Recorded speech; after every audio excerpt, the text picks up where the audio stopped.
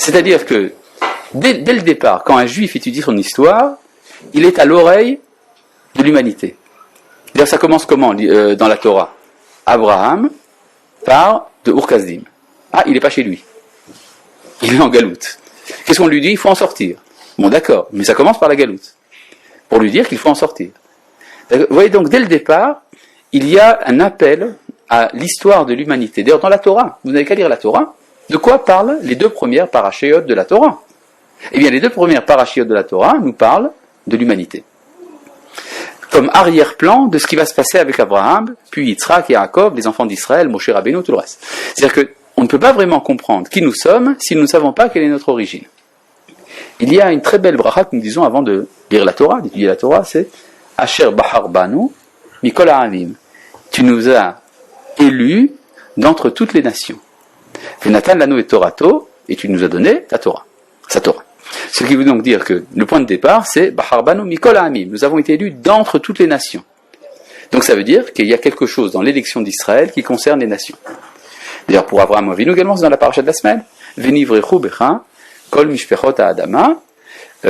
On a l'habitude de traduire, c'est pas une traduction très précise, mais enfin on a l'habitude de traduire comme ça. Par toi seront bénies toutes les nations de la terre. Donc le Rav Kook, pour nous expliquer qu'est-ce que c'est que le cheminement des idées en Israël, doit commencer par le cheminement des idées dans l'humanité. Voilà. Oui? Vous avez donné avant la métaphore du vitrail. Oui. Le soleil qui éclaire le vitrail et qui s'imprime sur le mur. Oui. Et alors? Le soleil, qui serait probablement la métaphore. Le soleil dans la métaphore, c'est l'infini. Oh, l'infini, c'est l'infini. Bon, mais... Par exemple, on dit, Istakel, Batora, Uvara et Tarolam. Il a regardé la Torah, il a créé le monde. C'est vrai, il a regardé la Torah. Quelle Torah il a regardé? C'est pas la Torah que nous étudions, c'est la Torah que nous étudions. On voit pas très bien comment est-ce qu'on construit le monde avec ça.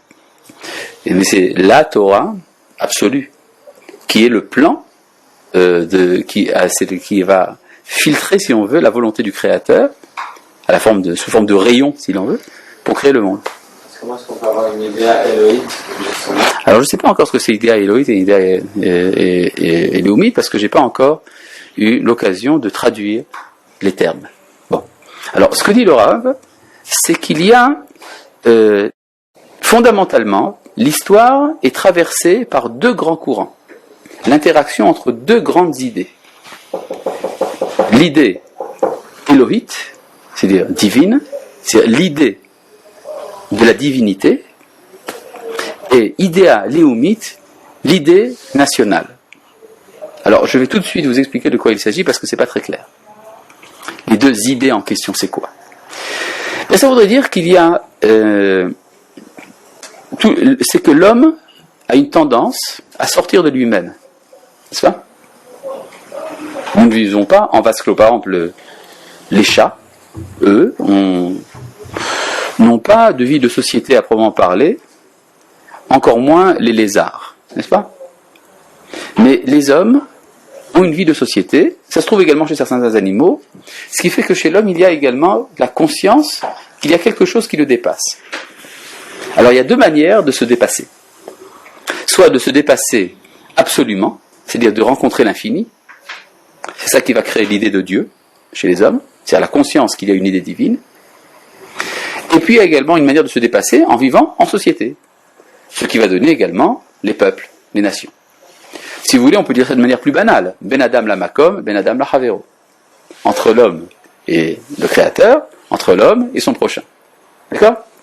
Mais ces deux axes, Ben Adam la Makom, Ben Adam la Chavero, c'est ça qui va nous faire rencontrer des choses qui nous dépassent, donc les idées. D'accord? Le problème est de savoir d'où vient dans l'homme l'idée de la divinité. Ça lui vient, je vais vous dire tout de suite. Vous avez compris ma question en fait? Oh, vous comprenez ce que je dis ou pas? Vous êtes complètement largué. Alors ça, il y a des analyses comme ça qui disent que l'idée de Dieu vient de la peur. D'accord? Chez les anthropologues, on dit des choses de ce genre. Hein? La crainte. Mais on peut aller, disons plus franchement, ça vient de la neshama, de l'âme. Il y a quelque chose qui est en nous, au-delà de la nature, qui nous donne l'intuition, il y a quelque chose à connaître plus haut. Et puis il y a également l'idée de société. Ça, d'où est-ce que ça vient chez nous? Ça vient de la nature.